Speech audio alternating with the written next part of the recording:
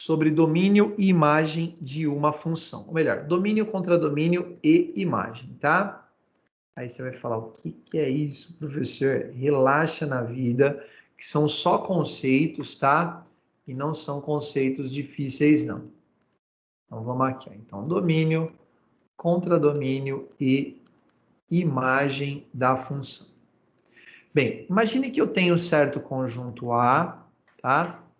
E desse conjunto A eu vou aplicar a função f e eu quero chegar no conjunto B. Mas imagine que eu fizesse essas relações. Ó. Então, apliquei a função f no 1, 2 vezes 1 é 2. Então, o 1 estaria associado ao 2, tá? Aí eu vou aplicar a função f no 2 também. 2 vezes 2, 4. Então, o valor associado ao 2 é o 4. Não vou aplicar a função no 3, vou aplicar a função no 4. Então, aplicando a função f no 4, olha só, lembrando que a função que eu dei aqui, ela pega o valor de x e multiplica ele por 2, tá bom? E os valores de x estão aqui no conjunto A, tá certo? Então, esse conjunto A aqui refere-se aos valores de x.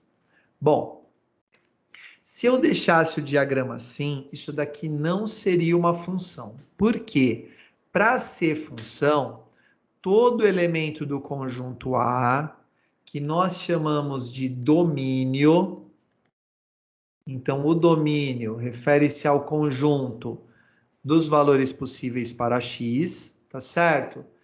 Tem que ter a regra da função aplicada sobre o elemento. Então, para ser função, a função tem que ser aplicada em todos os valores do domínio. Então, nesse momento, ela não é uma função, tá certo? Aí eu vou aplicar o f no 3. Apliquei o f aqui, ó.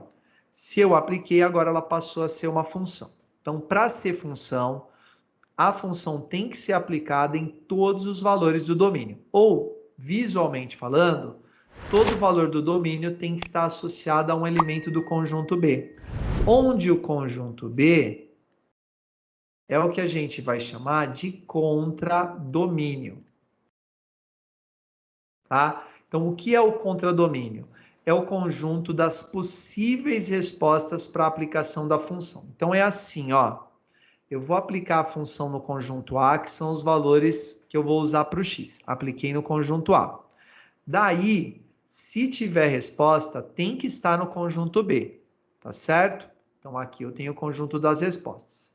E aí, para terminar, eu vou ter o conjunto imagem. O conjunto imagem refere-se a um subconjunto do contradomínio, mas que, no caso, só se refere às respostas. Então, o contradomínio, tá? Que eu vou chamar de CD. Então, deixa eu até mudar aqui, ó. Então, o meu conjunto domínio D é formado pelos elementos 1, 2, 3 e 4. O meu contradomínio CD é formado pelos elementos 2, 4, 6, 8 e 10, tá? Então, esse é o conjunto das possíveis respostas. E aí, eu vou ter o conjunto imagem. Onde o conjunto imagem é exatamente o 2, o 4, o 6 e o 8. Então, o conjunto imagem refere-se a tudo que é resposta. Olha só a diferença do contradomínio para o conjunto imagem. No contradomínio é tudo que pode ser resposta. No conjunto imagem é tudo aquilo que é resposta. Então, no conjunto B, no contradomínio, eu posso ter elementos sozinhos sem associação nenhuma, tá? O que eu não posso ter? Elemento do domínio, elemento aqui para o x, que não vai ter associação. Então, é assim, se esses são os valores de x, a função tem que ser aplicada em todos os elementos, tá certo? Uma vez que ela foi aplicada em todos os elementos, o que está no conjunto B é tudo que pode ser resposta. No entanto, no conjunto B eu posso sim ter elementos que não sejam resposta, tá certo? Então, deixa eu parar aqui a gravação dessa parte da teoria. Daqui a pouco a gente volta com mais um vídeo, pessoal.